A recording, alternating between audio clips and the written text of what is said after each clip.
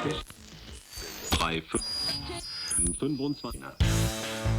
this special On the Road episode, me and my special co-host talk to three friends of the podcast about Thailand. So if you've ever thought about Thailand after you've left, you'll like this episode of the Bangkok podcast.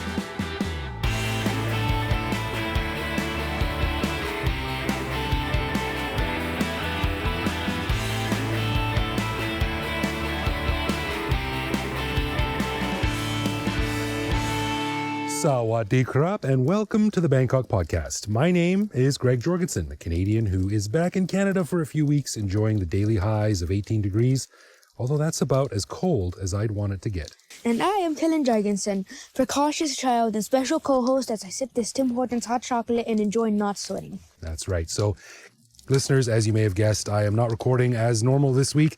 I am in Canada with my son, and he is my special co-host this week while Ed remains warm and toasty in Thailand, and I remain cold and chilled in Canada. And my son, Kellen, is joining us as special co-host this week. Kellen, where are we standing right now? Can you describe where we are? We're standing in the middle of a nice lush forest at our friend's house with basically nice trees everywhere. Yeah. And what's the weather like right now? It's nice, like, how much? Like 16 degrees? Let me check my watch right now. Actually, it's 12 degrees right now. 12 degrees. Yeah. And what is it doing right now in the weather? It's raining. Yeah, it's raining. It's raining right now. We are on a little island called Salt Spring Island, just off the coast of Vancouver Island on British Columbia. And we're staying at my buddy Chris's house for a few days. And he is actually going to be a guest on this week's show. And this week's show is going to be a little bit different because we are sort of having a Bangkok from the road theme. I'm going to talk to three previous guests of the Bangkok podcast who all live in Canada and who I will all be visiting. And they're just going to give their thoughts about Thailand and living away from Thailand and how they miss Thailand and various other things. So a bit of a strange show this week. The format is different from normal. But, you know, we want to stick to our schedule, and we thought that while we're here, we could do something different and have a little bit of fun with this week's show. What do you think, buddy? Yeah. And what you listeners can't see this right now, but you're looking at, what are you looking at? An axe? An axe. So you chopped wood for the first time yesterday, chopped firewood. How'd that go? Very good. Yeah, yeah. Mummy's a little bit concerned that you don't have Safety gear. But that's okay because Ed, who is of course my co-host, is always telling me that I should make sure that you should learn more Canadian things, and chopping wood in a forest while it's raining is about as Canadian as it gets. Anyway, with that out of the way, we are going to move into our interviews. We got three short interviews for this episode. Really fun stuff, great people, and we're going to talk a little bit about Thailand from Canada as I am covering my head and looking forward to getting back to the tropical weather. So thank you guys. And Kellen, thank you for joining me as a special co-host. Maybe you'll have your own podcast one day and you'll be raking in the big podcast bucks. What do you think? Sure. Yeah? Yeah. All right. Thanks, everyone. On to the interviews.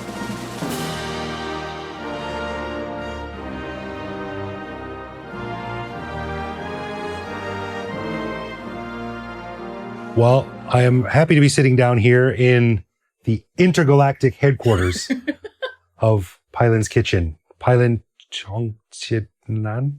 Close enough.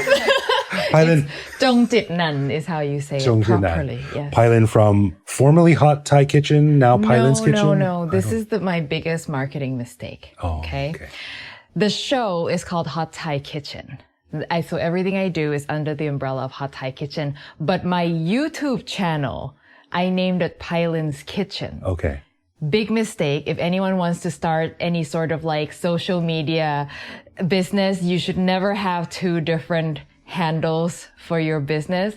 But the reason I did that was because when I started, I wanted to keep the options open in case I wanted to do non-Thai food going forward. Oh. Right. In case I wanted to branch out. But I never did. 17 years later, I'm still doing Thai food. So Pailin's Kitchen was a mistake.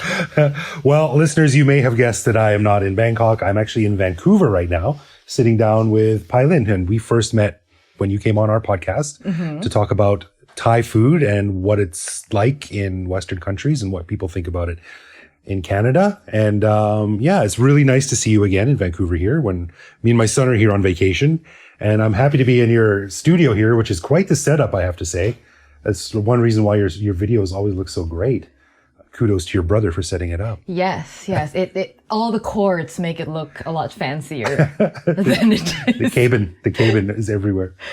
So how are things? Tell us what's new with your empire. Well, the newest thing is that my new old book has just come out. So I say new old because my first book, called Hot Thai Kitchen, this year is its 10th anniversary. So the publisher has released a 10th anniversary edition. I've added a whole new chapter to the book and updated all the information that, it's been 10 years, so a lot of things I do differently now. I've learned some new things with regards to ingredients and availability. So we did a lot of update to my book, and that's the newest thing. Cool. Yeah. When you come to Bangkok like once a year, or a couple times a year. Yes, once or twice a year. Do you pick up new techniques or get in touch with the motherland to sort of update your knowledge? How does that work? Yes. So usually when I go to Thailand, it's not so much the cooking technique, it's more the ideas. And because the cuisine is always evolving, right? We've got the classics that'll always be there, but Thai, even the traditional dishes today at some point was new. At some point, somebody made it up and it was new. So the cuisine is always evolving. So every time I go to Thailand, I pay a lot of attention to what's popular right now that wasn't popular before. What combinations of food are people doing now?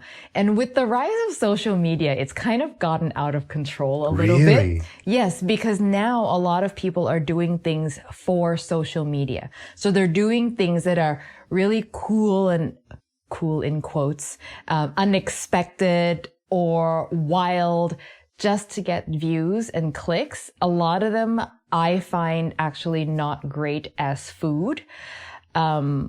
But people are just really trying to get views on their businesses, right? So I think there's pros and cons to social media. It really is driving people to come up with new things, but it's also driving people to come up with clickbaity things. Right. Where it just looks really awesome. But do we really want to eat that, Yeah. Many years ago, back when I was living in Calgary, 28, 30 years ago, one time I mixed strawberry vodka into scrambled eggs. Strawberry liqueur. It was actually pretty good. but I was surprised at how good it was.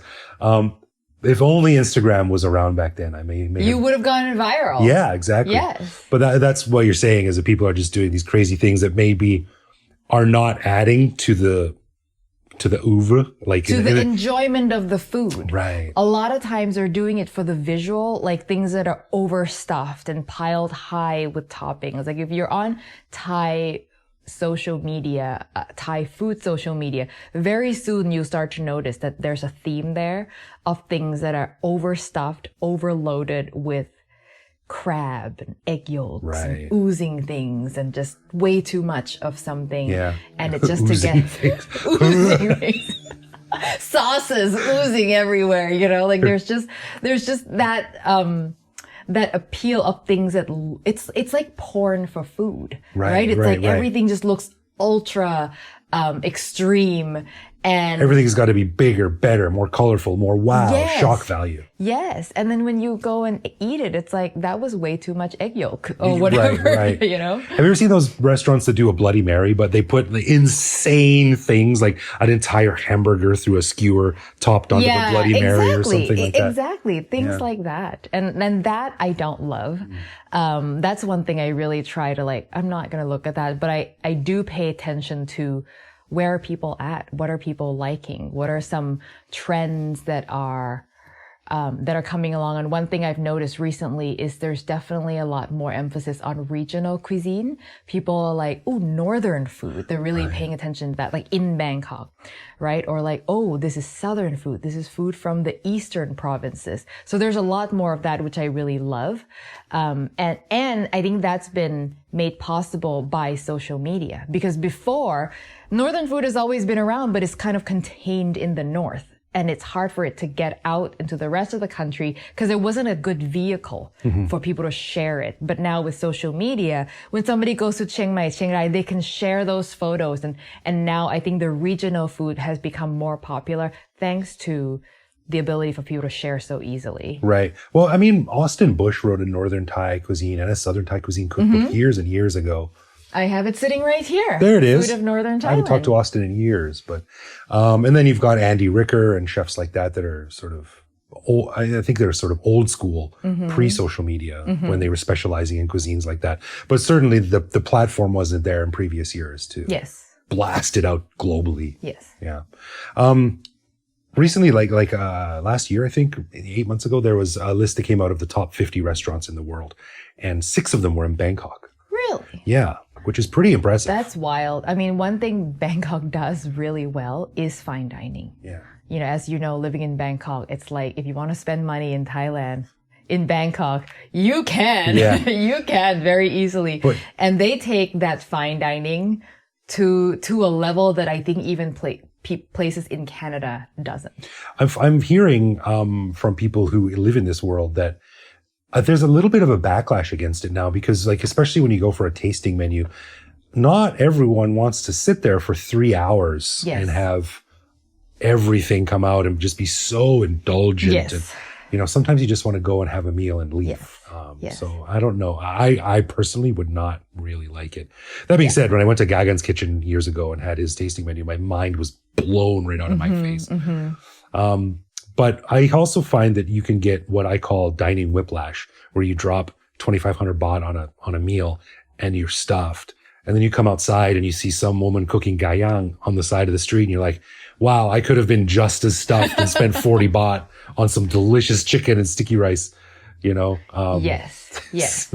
What's the landscape like for Thai and Asian food in Canada now? What's going on? Are there people still pouring peanut sauce on everything and calling it Thai chicken wings? Sadly, yes. The people are still pouring peanut butter based sauce on things and calling it Thai. But there's actually been a bit of a boom in Thai restaurants in sort of the big cities, so Toronto and Vancouver. So 10 years ago when we first talked, I think most Thai restaurants offered more or less the same thing. Like you can go to any Thai restaurant and they're going to have the same things. They're going to have pad Thai, green, red, yellow curry. They're going to have chicken satay. They're going to have all the things, which by the way, I still keep trying to tell people that chicken satay is not a thing in Thailand, that you can only get pork satay. Like it's a big, you have to go looking for chicken satay. There's a lady on my soy that has gai satay. Well, yes, you can find something, but for the most part. Yeah, pork is the man. Pork is the satay of Thailand. It's the champion. But they don't sell it here. In Canada? No, in Canada. In the US too. Really? Nobody sells pork satay. I'll come back. Yes, and then I'll come back to this and explain to you why in a minute. But you cannot get pork satay, which is the main satay in Thailand, in Thai restaurants here in North America. Okay.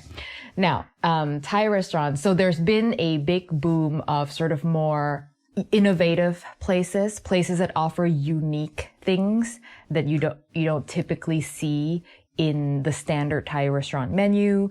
And I think it's because of this. So the first generation of Thai restaurants in the US were basically built as a way to make a living, right? They're Thai immigrants. Right. They didn't speak good enough English to do a lot of different jobs. So what can they do? They can make Thai food. Yeah. Right. So they make Thai food, and they didn't have like a mission behind it to spread the love of Thai cuisine, of whatever. They just needed a way to make it a living. And if that means they got to put ketchup in pad Thai, so be it. Like, we got to sell it. We got to make this palatable and cost effective. And they didn't have a lot of ingredients. So they had to make a lot of substitutions. So that's the first wave of Thai restaurants. And they were all pretty much identical because once one person found a formula that worked, everyone didn't want to break it. It's like, we're going to build a business. We need to make sure it works. We're going to do what's been proven to work. Right. The new generation of Thai restaurants now, however, are built by people who are actually passionate about Thai food, and they want to share what real Thai cuisine is all about. They are the young people who are more creative. They're not as afraid to to try things that haven't been tried before. So I think this is the new generation of Thai restaurants, and I'm seeing a lot of better things definitely coming out of them because they're no longer constrained by like, we have to make this work. Yeah. And we're not going to risk anything. Yeah. Interesting. Okay. Last question. And I want you to tap into this with your Food Network, but I want to cut. Okay. My $1 million idea in sleazy bars and cheap drinking establishments across Canada, it's just tradition to have peanuts or pretzels or something like that. I am convinced that if you got lab moutarde into the system with beer, like little bite-sized bits of lab moutarde along with like a cold beer, dude, that's a winning formula. I think people would go crazy for that. It's so good. And by the way, shameless plug here. In my book, Sabai, there is a recipe for lab moutarde, okay? Nice. It's also on my website. But yes, it is the best food to go with beer. It's like salty, sour, and it's so much better than buffalo wings, right? Yeah, and their buffalo wings are messy. You've got the dipping sauce, the glaze, whatever. Lab moutarde is just pop, pop. Yes. Can I tell you, speaking of pork, why they don't sell pork satay here? Yes. Okay. North Americans don't eat pork. Really? Yes. I mean, that's an overgeneralization, but it's very true. Pork is the least popular meat in North America by a long shot. So when I used to work at, and I found this out because I used to work at sort of like quick, like food court, Thai restaurant. Okay. And they had like chicken and beef and fish and, but nothing was made with pork, which for Thai food is very strange, right? When you go to a Thai restaurant in Thailand, like half of the things are made with pork. So when I asked them, I said, why don't we have anything with pork? And they said, we have tried many times and people just don't order it. Really? Yes. There's something about pork that people they would rather have chicken. So Thai restaurants, I am convinced when they first started selling satay, they did pork and people it didn't take. But when they did chicken, it's like it just flies out. Like chicken satay is the most popular Thai appetizer in almost every Thai restaurant. Okay? It just flies out the window. And if you had it pork, it wouldn't sell.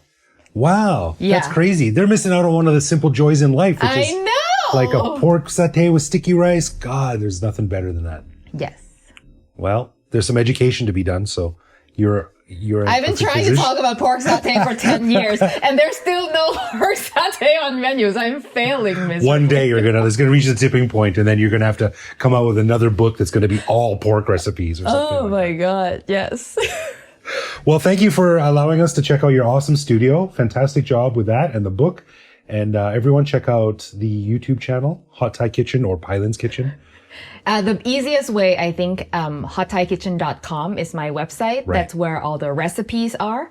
And if you want to reach the YouTube channel, there's a link that takes you there. But if you just Google Hot Thai Kitchen, I will come up. Yeah. Cool. And for our patrons, we're going to put out some photos of me standing in the studio kitchen, like squee, I'm in the middle of this. I'm here. Well, thank you, Pylin. Lovely to see you again. Thank you.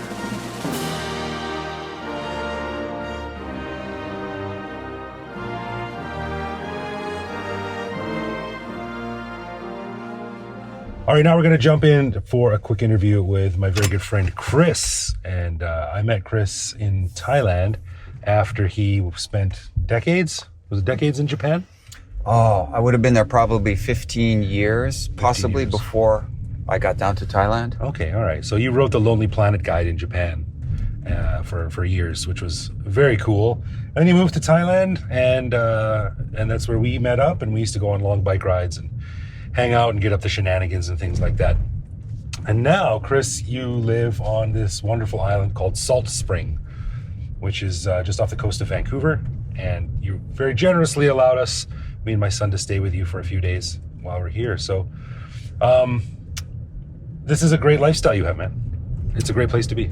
Yeah, I have to say we kind of fell ass backwards into the perfect place for me and my wife and kids. I hadn't even heard of these places, these islands, before we moved to Victoria in 2016. Right. We were living in Japan, and we didn't really want to raise the kids in Japan because the educational system becomes a little bit too strict. starting around the beginning of middle school. And we didn't really want to raise the kids in the States because we wanted to live in a place that had socialized medicine. And maybe I wasn't so keen about spending my taxes to support things like the invasion of Iraq. Okay, fair enough. But we wanted a place where English was widely spoken or the main language. And so Canada pretty much fit the bill. Right, and here you are. Yeah. But you get back to Asia once a year? I get back to Asia at least twice a year. Twice a year. Yeah, so I'll go to Japan. I'll spend some time every fall and spring in Japan. And if I can make it happen, I'll get somewhere else like Nepal, where I like to go trekking. Well, one of the things that is always funny, because you always email me from the airport on your way through. You're at Bangkok or something, and you're talking about how painful it is to be in Thailand but not be in Thailand, as you're transiting to Kathmandu or something like that. What about Thailand has that pull, right? We always talk about it gets under your skin for some reason. Yeah. Well, I always like to say, never go to Thailand in the middle of your life, okay? You can go early, and then there's a possibility you'll find other places that you might like almost as much. Or you can go late in life where you're going to be there and you're just going to spend the rest of your life there. But if you go in the middle of your life, you are always going to find something lacking about the next place you move to. And you're just going to sit around thinking, I can't wait to get back to Thailand. So when I'm passing through Savanabhumi on the way from, say, Tokyo to Kathmandu, I just hear the accent, hear people speaking Thai. Hello. Yeah, Thai accented English or Thai. And I can smell the air. And I start thinking, well, maybe I don't have to go trekking. Maybe I can just go through customs and just get on the SkyTrain or whatever and get downtown. I mean, easily some of my happiest experiences and days were spent in Thailand, both before moving there, which you helped us with. When I was just living in Japan, we'd go down there for a lot of us. I was English teaching at the time. We'd just go down and spend a month in Thailand. It was just a completely known and well-traveled route for gaijin, for foreigners working in Japan. Yeah. That's cool. And you're like Mr. Salt Spring. We're walking around the town and, hey, Jim, how's it going, Bob? What's up, Dave? And they're all, hey, how you doing? It's like an old 1950s TV show or something. But everyone we talk to we get on, they're like, oh, this is my friend visiting from Thailand. And everyone's fascinated by it. It's so interesting. And they're like, oh, either I've been there quickly and I'd love to go back, or like, wow, what's that like? This soft power thing really is working out for Thailand. Oh, for sure. But this island is unique because when you move out to the country, we can call this moving to the country if you want. Yeah. Generally, you're going to be surrounded by people who may not be that sophisticated. They might be lovely, but they might not be well-traveled or aware of the greater world. But the way I describe Salt Spring is it's city people living in the country. Oh, okay. All right. Yeah, and of course we're super close to two amazing cities, which is Victoria and Vancouver. And so people here, they've traveled. Not everyone, of course, but a significant percentage of people have done their year backpacking trip in Asia or down in South America. So, maybe back in my hometown in Connecticut, if I said, oh, I've been to Thailand, they'd say, ooh, isn't that dangerous? Oh, yeah, okay, yeah. And in point of fact, of course, New Haven, Connecticut is infinitely more dangerous than Thailand could ever be. That's where you're from. Yeah, that's where I grew up.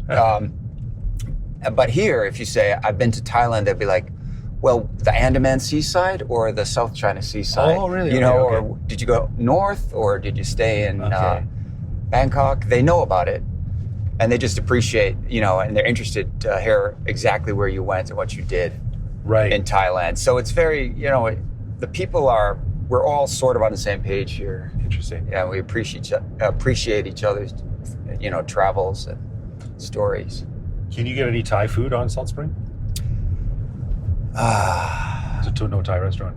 There's no Thai restaurant. Once in a while, there'll be a Thai pop-up at a restaurant. Okay. But we can get decent Asian ingredients here. Of course, we're not going to get such great tropical fruit or things like that. We miss that. Yeah, no fresh mango smoothies. Occasionally, we will get mangosteens at a place called Earth Candy Farm here on the island, and we'll always buy those. And once in a while, a so-so mango might come up from Mexico. But I mean, float over on the water. Yeah. But I mean, you kind of learn after living in a place like Thailand that when you're in Thailand, eat, or where you're in anywhere, eat what's good there, you know? Like if you're on the Everest Base Camp trek, you probably could get pizza, but should you get pizza on that trek?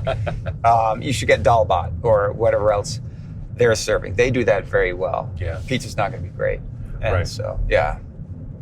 That's cool. Well, your kids lived in Thailand too when they were younger. And do they have fond memories? I mean, your kids probably just have flashes of images and stuff. Yearning to go back or anything? Yeah. Oh, yeah.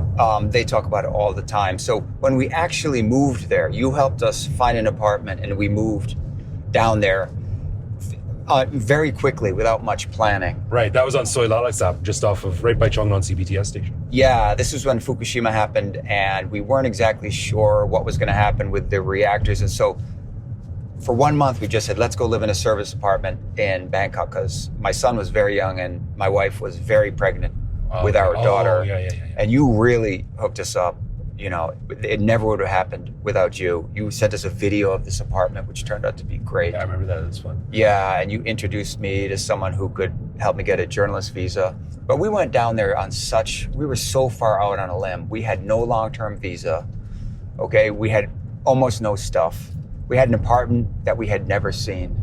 Yeah. And my wife was very, very pregnant. Jesus, yeah, all that rolled it together. That must have been a hell of a leap. Yeah, I kind of felt like I've never committed so hard to something so sketchy. Luckily, I knew Thailand, and Hideaway, my wife, had been down to Thailand once, so we both had good experiences. And so while we were living there, we would say, you know, my son was very young, and he would sometimes cry in a restaurant. And in Japan, people, they're nice and they're polite, but they don't love kids the way they love kids in Thailand. You've Right. talked about that before, Yeah. the attention that kids get.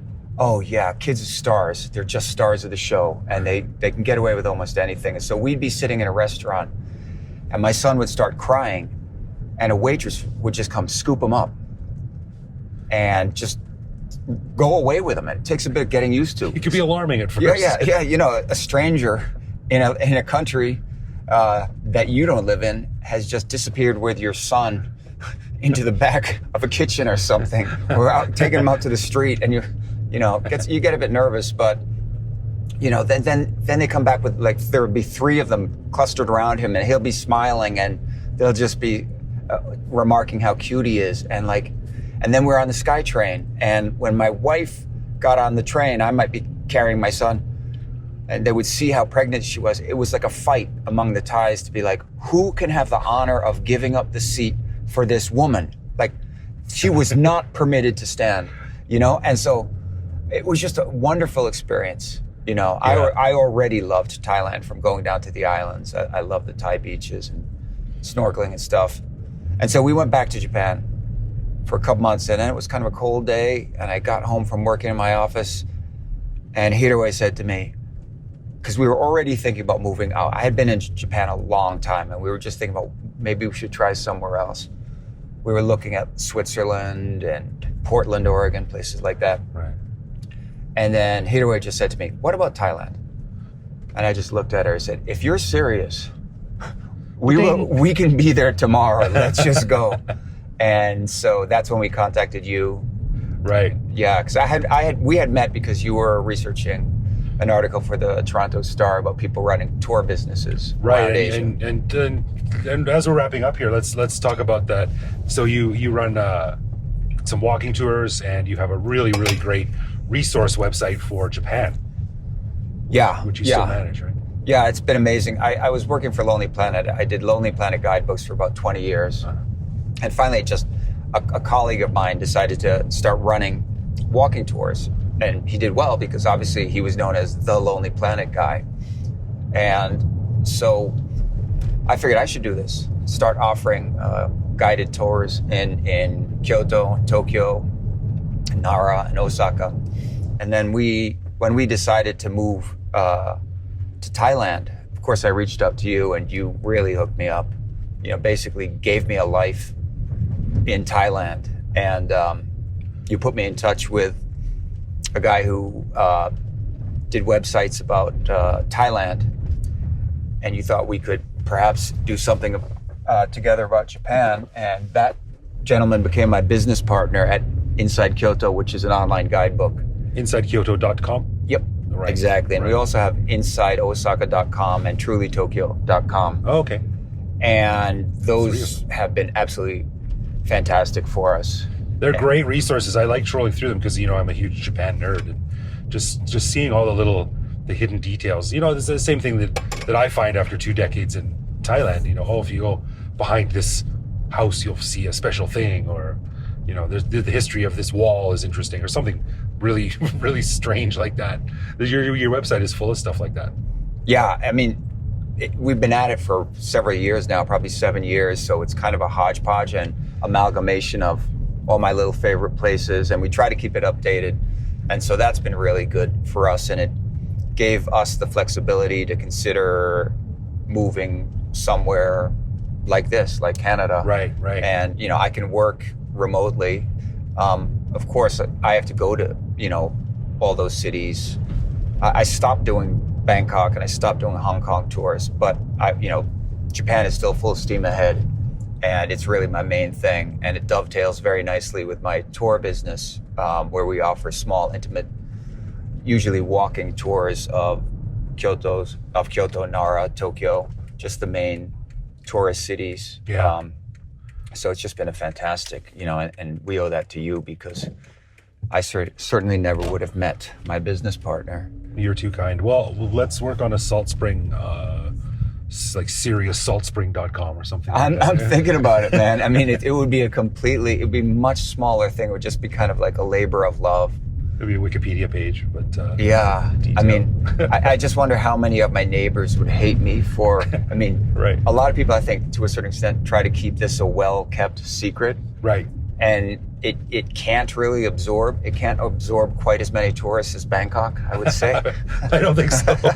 We're near Car right now, and we're driving by some very bucolic England-looking green fields and pine trees, and it's a lovely little island. Yeah. That's great, man. Well, thank you for giving us an update. And every time you pass through Bangkok, anytime you want to jettison your plans and come out for some street food, let me know, because that's where I'll be. Oh, for sure. That's high on my list, not just transit, the place. And now that we got our place set up here, I hope it's kind of a good cycle. You come here on a regular basis, and I answer the phone on a regular basis. That's our cue to go. Thanks, Chris. All right, Greg. Thank you. Thanks, man.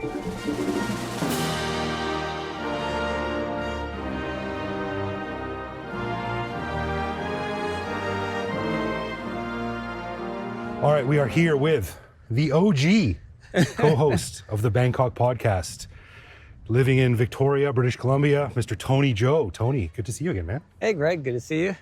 What's keeping you busy these days? You're living in Victoria, which is coincidentally the same city my mom lives in. That's why I'm here.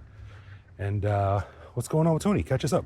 Yeah, for those of you who don't know Victoria, no one knows where Victoria is. So whenever I travel, I tell people I'm from Vancouver. People are like, oh, Vancouver. And then the funny thing is I've always found like people in Asia, they don't really know like Canada too much. For some reason, maybe Europe, I can't remember. But, like people always ask me like, do you eat poutine? Like they seem to know like Montreal. Okay. Actually, I didn't even know what poutine was until I left Canada. Really? Honestly, I never heard of it. That's so funny. I didn't know what it was until I was like 20, 25. I had no went to clue what it Ottawa. was. And I was like traveling, I think it was in Europe or wherever, I can't remember where it was, but people were like, oh, you like poutine. I'm like, I don't even know what that is. Like, do you speak French? I'm like, no. Are you from Canada? Where are you from? Vancouver or Toronto? Yeah. The binary choice. So I tell people I'm from like Vancouver, like, oh, Vancouver, yeah. And I'm not really from there, but. And then you try to explain, well, I'm actually in Victoria. It's on Vancouver Island, but it's not Vancouver. And then they're cross-eyed and they're like, okay, never mind. Victoria Island? What? Never mind. Move on. So yeah, I'm basically on the west coast of Canada now. The tropical Canada. This is as tropical as Canada gets. The weather's quite mild out here. That being said, man, last night it got down to like 4 degrees. I was freezing. Yeah, but if you look at Toronto out east, it's like minus 14 or something like that, with 4 feet of snow. So this is the Florida of Canada. because it's the mildest climate in the whole country, and Right. that's why a lot of people retire out here. Yeah, the joke is that Victoria is a city for newlyweds and nearly deads. Yeah. That's what they say. Yeah. Yeah. So you're out here living La Vida Loca, and you've put out some really great motorcycle touring videos over the past few years. What's Yeah. what do you do So with that? yeah, if for those of you who, I don't know if anyone remembers or not, but actually when I moved to Thailand, the first thing I did was start a YouTube channel. You remember that? You were in some of my videos. Remember that? Thai FAQ. Yeah. Yeah. Because I was always interested in video. Yeah. I thought that'd be a good opportunity to kind of, learn how to film while documenting my expat life. So I started the YouTube channel, and then when I came back here, I was kind of like, I want to kind of get back into doing video. I was doing a little bit of video work in Japan, and so I was like, I want to get into video, and I was trying to think of like, what could I film? And I was like, well, just bought a motorcycle. Why don't I try to film my motorcycle trip? And the first video I made kind of took off, and it's done really well. So every year since then, I've gone on a new motorcycle trip and filmed it.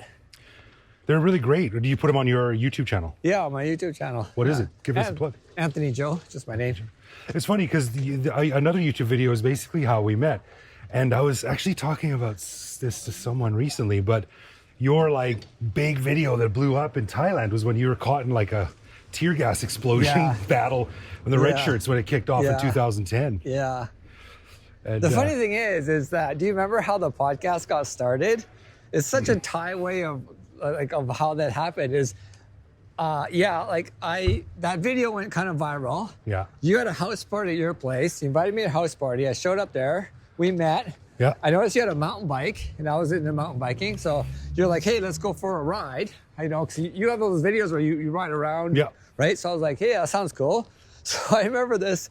We arranged to meet like on a Wednesday or something like that at the bike shop that I was going to rent a bike from. Okay. We get there, and the bike shop is closed. Oh, As they would be on a Wednesday in the middle of the week for no reason whatsoever. I don't remember any of this. Because it's Thailand, right? Okay. So you're like, hey, it's closed. I'm like, why? Like, it's Thailand. Oh, okay. Well, I guess we're going to do something else. So then I remember we went for coffee, and that's what I mentioned to you. I was like, hey, I'm thinking about starting a podcast to accompany my YouTube channel. Oh. And you're like, hey, yeah, I thought about starting a podcast too. And that's how that podcast started. So if that bike shop had never been closed, We wouldn't even be here now. we may not even be here. I do tell people about us, sitting in front of a laptop going, how's this work? Talking into pantyhose stretched across a cross-stitch frame. Good times. So the guests on this show were Pai Lin, who runs Pai Lin's Kitchen, Hot Thai Kitchen. Oh, yeah. She was talking about Thai food. And then I talked to my buddy Chris, and he was talking about how Thailand kind of gets under your skin. Even though he moved away, he still thinks about it a lot. So what are your thoughts on Thailand? You mentioned to me the other day that you still think about it and you like to visit, but what's going on? Is it still under your skin? Do you still think wistfully about it? Yeah, actually, the thing is, I was in Thailand last year for the first time in a while. Yeah. Because I went back to Japan to renew my visa. I still have a visa in Japan, so I went back there to renew it. And while I was over there, I was like, hey, why don't I take a quick holiday over to Thailand just for a few days and relax and see what it's like over there. And when I was over there, I was kind of like, man, I actually wish I booked more time here. I only booked like 3 days there. Right? Oh, yeah, okay. It's just like a quick trip back, And I was like, I really enjoyed my time there. And I was like, man, I kind of actually wish I booked a longer trip here. And so I kind of mentioned the other day, I've been toying with the idea of maybe moving back. Breaking news. Yeah, because kind of getting a little bit bored of Victoria. I'm not married and I'm not dead, so, Are you nearly either of them? Hopefully I'm not either one of those. So, but I've been kind of like, I kind of miss the experience of living in a new country, the unexpected, Yeah. But I'm actually, I'm at the age now where I'm like, I don't want to go through all this unexpected crap that I don't know anything about. I want to move somewhere new, but somewhere somewhat familiar. That's interesting. Yeah, man. Like at this age, if I move to a new country, I built up a lot of street cred in Thailand, and I don't want to go through like resetting that to zero and working on that again. No, I don't want to It's do a lot that of either, work. right? When I'm young, I'm like, yeah, man, I'll get ripped off. I'll do all this stuff. I don't care. It'll be a fun adventure. Now I'm like, man, I have no time for that. Just give me the straight and narrow. Right. So I've been kind of like thinking, not really research it too much, but I kind of thought, well, I enjoyed my time living in Thailand. I liked it there quite a bit. It'd be kind of fun to kind of move back maybe for a few years and live that expat life again. That's interesting, and it's fun because, like, you're not starting from zero, but it's still chaotic enough to keep you on your toes a bit. Yeah. Right. This is what you don't get in Canada. You know what it is? I think we talked about this once a long time ago, is that when you're in Canada, or anyone who, I guess, when you're in your home country, even if you're away for a while, like you've been in Thailand for, you said almost half your life now, right? Next year will be half my life. Yeah, 25 years. But the thing is, almost every day, something unexpected happens, right? Yeah. Whereas here, nothing unexpected happens. Everything is predictable. You know how to do everything. Like nothing is kind of odd or strange. Whereas in Thailand, no matter how long you live there, it's common to experience something unexpected daily. Even the stuff that is expected is still Different. cool. Like different. riding a motorcycle taxi or eating noodles on the side of the street. It's sort of like, oh, I'm in Asia, man. So I kind of miss that aspect of it because in Japan, it's even worse. I mean, nothing unexpected happens in Japan. They plan unexpected events in Japan. You know, like, okay, we're gonna have 10 meetings, and on this day you're gonna show up for 2 minutes late. Whoa, okay, guys. You know, so Japan, nothing unexpected happens. Here, nothing really does because everyone's old or dead.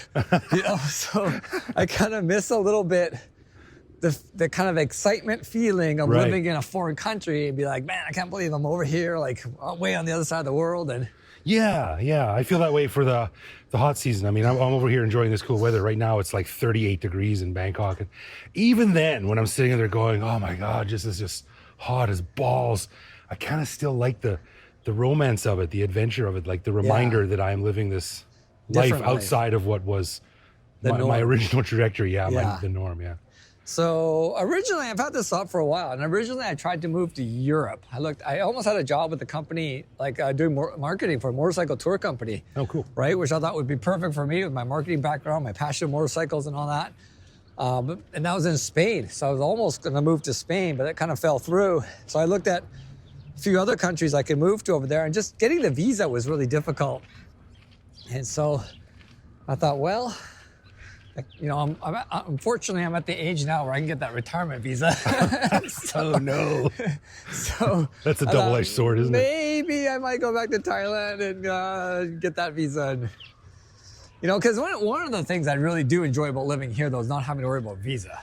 Yeah, not having to have that mark on your calendar when you got to go to the embassy or whatever you got to do by that date, right? Yeah. Here, I mean, I don't even know what day my passport expires. I don't have to worry about it.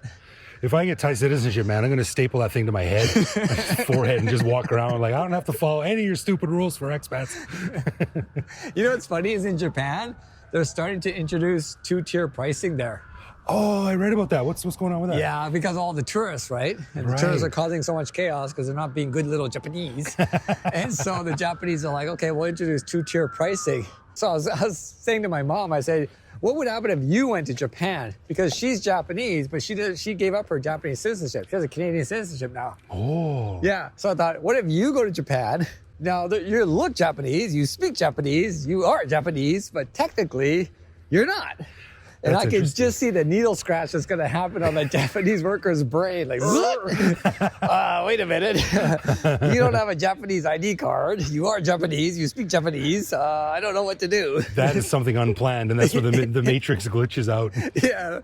You see their brain almost come to a halt for a second. They're like, oh, no. I'm actually looking forward to that. If I get citizenship in Thailand, it was just like, oh, we need you this and this and this, and just nope.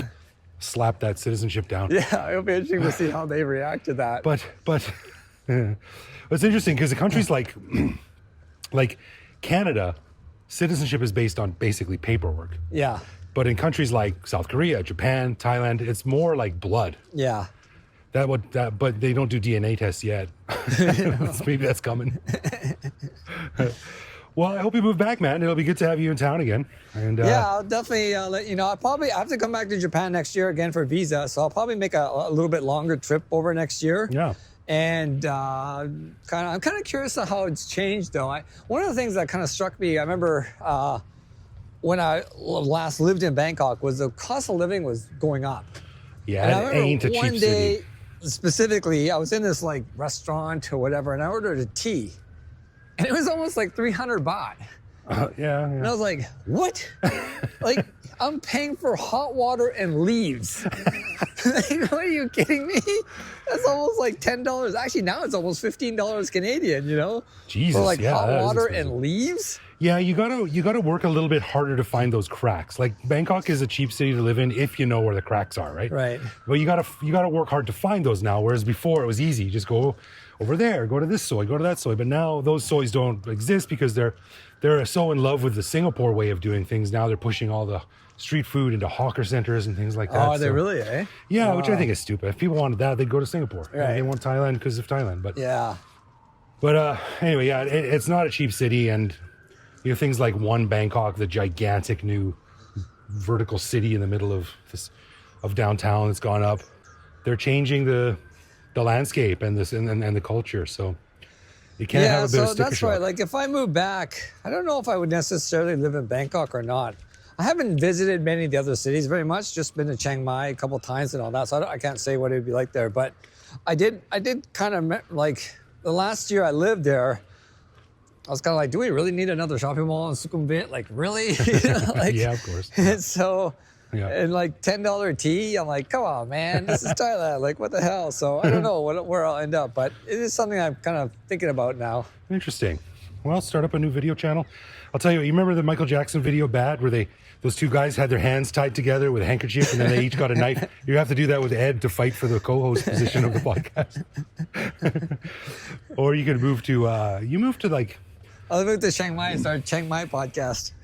we could be frenemies. That's cool, man. Well, thanks for chatting. Good to see you again. And Yeah. keep us posted. And when you're in town, let us know. We'll have another catch up. And I'll take you for tea, but I'll take you to a cheap place. Yeah, definitely. All right, man. Take it easy.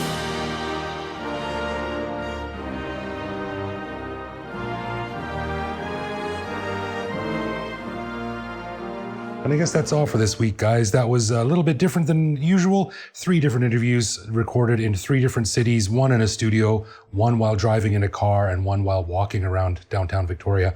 But we'll be back to our regularly scheduled schedule next week when I'm back in Bangkok and Ed and I can crash our heads together and think of new topics and ideas. Some interesting interviews coming up and some cool things to talk about.